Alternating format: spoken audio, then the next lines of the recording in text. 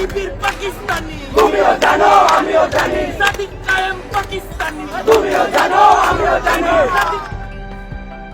আমি স্বপ্ন দেখি একদিন চিরসাম্যের ফুলে ধন্য হবে মানুষের দিয়া রক্ত, মানুষের দিয়া স্তন্য, লিখছেন মেঘমল্লার বসু।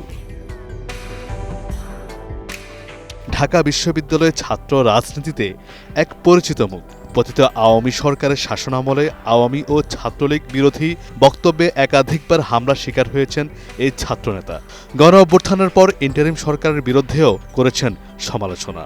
সর্বশেষ ৫ আগস্ট জুলাই গণ অভ্যুত্থানের ১ বছর পূর্তিতে শিবিরের এক আয়োজনে টিএসসিতে যুদ্ধাপরাধের দায়ে জামায়াত নেতাদের ছবি টাঙানোকে কেন্দ্র করে বিক্ষোভ করে শিবিরের আয়োজন বন্ধের দাবি জানায় ছাত্র ইউনিয়ন। দফায় দফায় স্লোগানে স্লোগানে সরগরম করে রাখে টিএসসি। এই মেঘমল্লার বসুই বাংলাদেশ ছাত্র ইউনিয়ন, ঢাকা বিশ্ববিদ্যালয় শাখার সভাপতি ও প্রতিরোধ পর্ষদ প্যানেলের ডাকসুর জিএস প্রার্থী।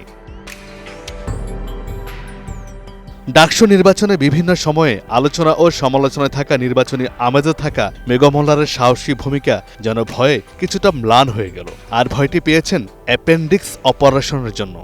আর নিজের ফেসবুক ওয়ালে চাইলেন রাজনৈতিক শত্রু মিত্র সকলের দোয়া ও আশীর্বাদ। আর তা দেখে রাজনৈতিক শত্রু মিত্ররাও ছুটে গিয়েছেন অসুস্থ মেঘদা খ্যাত মেঘমল্লার বসুকে দেখতে। দেখা গেল যাকে নিয়ে স্লোগানে স্লোগানে উত্তাল করেছিল সে শিবির নেতা ও জিএস প্রার্থী ফরহাদ তার হাসপাতালের বেডের পাশে। এ যেন আরেক উজ্জ্বল দৃষ্টান্ত স্থাপন হলো বাংলাদেশের ছাত্র রাজনীতিতে। ৩ সেপ্টেম্বর মেঘমল্লার বসুকে হাসপাতালে দেখতে গিয়ে শিবির মনোনীত জিএস প্রার্থী এসএম ফরহাদ তার ভেরিফাইড পেজে আবেগঘন এক মন্তব্য তুলে ধরেন। সেখানে লিখেন, মেঘদা, আপনি সুস্থ হয়ে দ্রুত রাজনীতির ময়দানে ফিরে আসুন। আমাদের মাঝে মতের বৈচিত্র্য থাকবে, আদর্শের ভিন্নতা থাকবে, কিন্তু ঢাকা বিশ্ববিদ্যালয়কে শিক্ষার্থীদের জন্য স্বপ্নের বিশ্ববিদ্যালয়ে পরিণত করবার লড়াইটা আমাদের সবার। মেঘমল্লার বসু দাদার পূর্ণ সুস্থতা কামনা করছি। পাশাপাশি ছাত্রদল সমর্থিত জিএস প্রার্থী শেখ তানভীর বাড়ি হামিমও মেঘমল্লার বসুকে হাসপাতালে দেখতে যান।